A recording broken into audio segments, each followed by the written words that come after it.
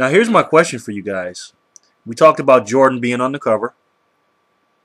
What do you guys think that means for the 2K franchise, and also what does that mean for you?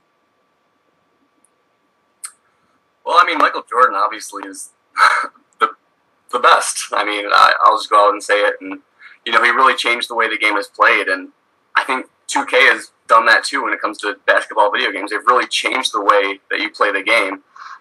And having Michael Jordan on the cover is only going to be a selling point for those kids and those parents that go in there and, you know, oh, Michael Jordan's on the cover. And, like, you know, parents especially, because they've seen Michael Jordan play. And maybe kids will be more drawn to Kevin Durant. But, I mean, I think 2K did really well getting the Michael Jordan and the Michael Jordan features they added in the game. Yeah. I mean, the one thing I'm slightly worried about is I've always been worried about these marketing ploys that, you know, they're not going to change anything much in a video game, and they just decide to, you know, throw the biggest name at it to market it. And, you know, I don't think that's the case, but you still have to think about that because, you know, 2K10 was the anniversary edition, and that was all they were talking about and how it was going to be, like, the best they've had so far. And it had some serious problems out of the gate with all of the online difficulties and the My Player bugs and the glitches. So, I don't know. I mean, I really like the idea of, like, playing as Michael through that, like, being in his career mode and doing all those really difficult challenges, but I really hope it's for the right reasons because you can't mess it up with Michael, I don't think. Yeah. Now tell us about that. I heard a little bit about that. Do you guys have any details about that as far as the Jordan challenges? Or no? Well, I've heard it's a lot like the Madden stuff where you have to do, you know, the crazy challenges, you know, where he goes out and hits the crossover to beat Utah in Game 6, and just like these crazy, unbelievable things where you have to go out there when he's sick, or like maybe he'll have like a hurt rating when he's sick that night and drop 45 points or whatever it was. And like, I don't know if that's really going to be it, but I know you played through the entirety of his career and you have all these opportunities, like his first game in the NBA, and you know, he doesn't start off as a 99 overall, which I really like, because he wasn't perfect when he first came out into the league, and he really grew over time. But I don't know, some of those challenges, I mean, Michael is Michael, and those could be really difficult. So I'm not sure. That'll be interesting to see. I mean, that could be something I can see myself playing for days on end to try and beat, but you never know. Yeah, people might not even pick up the My Player mode if you're doing that. Yeah, for sure. No, wow, I didn't know they were doing all that. So if you go through this whole career, what happens? You unlock them and then you can put them in the real season, or how's that work? I don't know. I thought I read somewhere that you can, like, put him in the draft, or I think that's what the idea was. I'm not sure. Like, this is all, a lot of it's rumor, a lot of it's speculation, but there are some really, you know, I've heard some things from the 2K representatives that make it sound like it's legit, but I've also heard that they have a lot of these old, like, I think it was like 6 or 12 classic teams where, like, you got an old, you know, the old Jazz team, and you've got, I believe, the Lakers from back then, and, like, you can play against them in these modes, and, like, I think they had to go out and get permission from all these old players to let them be in the game, and it's a really interesting process. And, you know, those players, I mean, I know you have a little more experience with the NBA, and you've watched it for longer than we have. I mean, that's going to be amazing for you to watch, go back and play with some of these players, and, you know, see all those amazing role players on the Bulls that, you know, stepped up so big for Michael when he needed it. Oh, tell me about it, man. Playing with John Paxson and all those guys, it was crazy. Well, I see you guys have videos up here of, like I said before, your My Players, and also you guys got crew games. Do you guys get involved with any leagues at all? Do you have, like, leagues you do? Yeah, that's a good question. We've actually tried to make a couple of leagues on our channel, and we had a couple of drafts we put up there. But one thing you'll notice with the PS3, and I guess I should have mentioned this earlier, is that for whatever reason, since there are a little bit less, you know, players and a player base, when we made the leagues, you know, it was already 6 to 8 months after the game had came out, and it was hard to find these players that were, you know, constantly active. And that's a problem. And, you know, I'm trying to find these players all the time that are active and they play, you know, somewhat smart basketball, and they aren't, you know, making it not fun for us, I guess you could say. And, you know, we had some success in our first league. We called it our test league, and there were some players that played a lot of games, but it is not as easy as it looks to find, you know, 20 to 30 players that play all of their games, don't complain, and don't, you know, cheese and exploit the game. So, I don't know. Yeah, it's something we're going to try to do in 2K11, that's for sure, but it's tough to do on the PS3 if you're doing it late in the game, and hopefully we'll do it right when 2K11 comes out, and the servers will actually let us do that.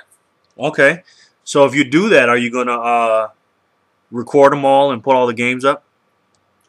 Or That's the idea, and I encourage some of these players. I mean, we do have a couple of friends on our PSNs that actually are recording videos now as well, and I encourage them to post some of those games too, especially if I don't get a chance to post the game where they beat me by 30 and I look dumb. Because I mean, go ahead, because I'm not always perfect, and these people think we put these games up and we're perfect every game, but we do lose quite a bit sometimes. So, I mean, I'm hoping we'll put some up and. Definitely put up the playoffs if we make it. I hope we do. I hope we do. So how does the league actually work? Because I'm actually, like I said, in the process of getting all this stuff together, and I actually want to make a league with 29 other players, and everybody has a team and stuff like that. Now, how many games are the season? Do you get to choose how many games you play, and like how does the whole process work for somebody that doesn't know anything about it? Well, there's a lot of options you can choose while customizing it. One of them is how many games you're going to play, and you can choose from like 10, 20, 30, 40, and then 80. And 80 is pretty difficult, I'll say that. And you can choose all your settings. You can customize all your sliders. So, I know a couple of leagues that even changed their sliders. If people are abusing the paint, they turn down the success rate of shots within like the shot inside and the shot close, so that people can't just abuse it down there, and they have to be like wide open, hit those shots, because those aren't always easy shots to make, and 2K makes them pretty easy sometimes. So and beyond that, you can set pretty much everything you'd want to set. You can set a fantasy draft. You can do a flex schedule, meaning you don't have a real schedule. You don't have to play a certain game on a certain night. You have you have to play. Say there's 20 teams in the league. There's 40 games you have to play. You have to play each team twice basically, and you can play them whenever you want with a flex schedule. And that's really convenient because, we don't all live by the same schedule, and it can make it pretty nice for those players that play in different time zones as well. Yeah, that's pretty cool. Okay. So when you're putting these leagues together, now that you've had success on YouTube, you think it'll be easier for you to get more players now? Definitely. We still have people going back on our draft videos and being like, "Oh, can we join your league?" And they're just commenting, and like these aren't people we really know, but they're obviously looking for leagues. And we tried to make one back when we had like only 800 subs, maybe 700, and it was still fairly successful. And we've obviously doubled that, and or tripled that now. I don't even know, but I think it's going to get more successful over time. And the PS3 community is definitely always growing with 2K, and that's one thing I really love, because they do get a lot of people buying it on the PS3 still, 2K that is. So, I don't know. We'll see how it goes, but I think it'll be good. Mm-hmm. Now, like I said, you guys had, tremendous success here. You guys have a lot of videos, and you have a lot of views. To all the people that are up and coming, as far as making these kind of videos that you guys are making, what is your secret to success? What gets you all these views and all these subscribers? Well, I'd have to say just like high quality videos. I mean, people don't really say it, but the HD, and when you're using a cam, like that's great if you want to get out there, but people really look for the high quality videos, the HD and that kind of stuff. And the commentary is definitely something that's often overlooked in some of the other players that are trying to make videos, because they'll just talk about nothing themselves, or I mean, not that that's bad, but I mean, our commentary isn't always the greatest. We know that. Yeah.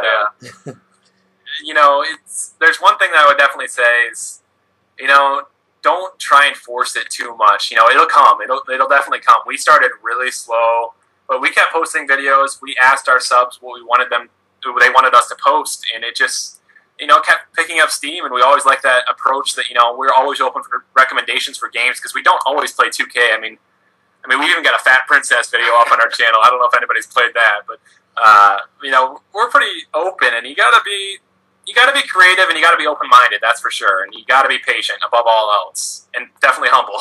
Yeah, definitely humble, because people don't want to hear about how great you are, how many points you score. They want to see you, really executing the game and playing hard and playing well.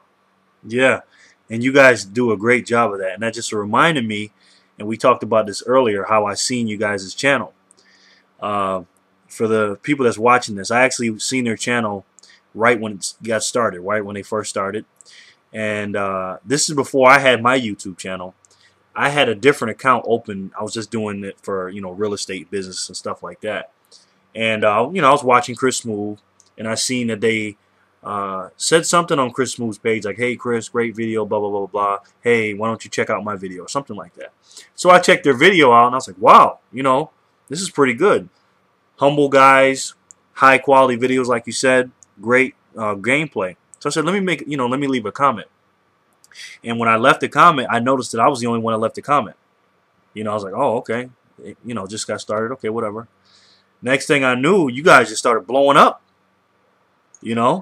And it's funny because I was their first comment on their page. And I sent them a note, and you guys seen that, right? Yeah, that was really cool, actually. I mean, it's great hearing from subs and hearing from everybody, and it's awesome that you were our first comment. Yeah, that's a small world, man.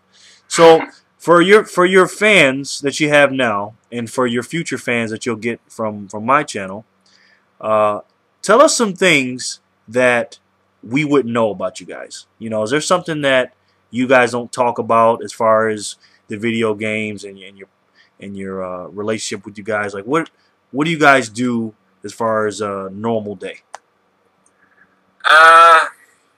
Well, the funny thing is, right now in the summer, and I'm actually starting school tomorrow, but we have this schedule, and there's another person in Shempy's life that drives his schedule a little bit more than we'd like at times, but you know how that goes. Anyway, we tend to meet up on the weekends, actually, and one of the biggest things we do is when we're not really, I don't even know how to say it, but we tend to indulge ourselves on the weekend. We get a crazy amount of disgusting food.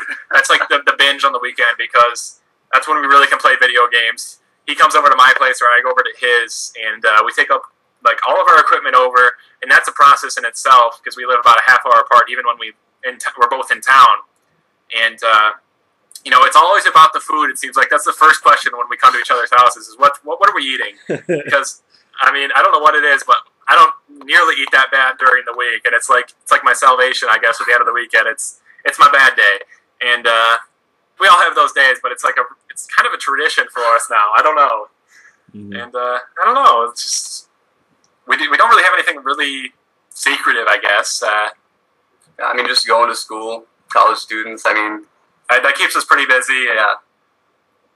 I don't know. We have a lot of fun playing. In the downtime, basically, I'm just playing video games and watching movies. Pretty bad that we have Sports Center on 24/7 too. That's one thing. Whenever we're here, there's always some kind of sports going on. I think last night we were playing Madden for like 12 hours, and we had USA basketball on, we had high school football on, we had a preseason NFL going on. It was just like, we are avid sports fans. It's pretty insane.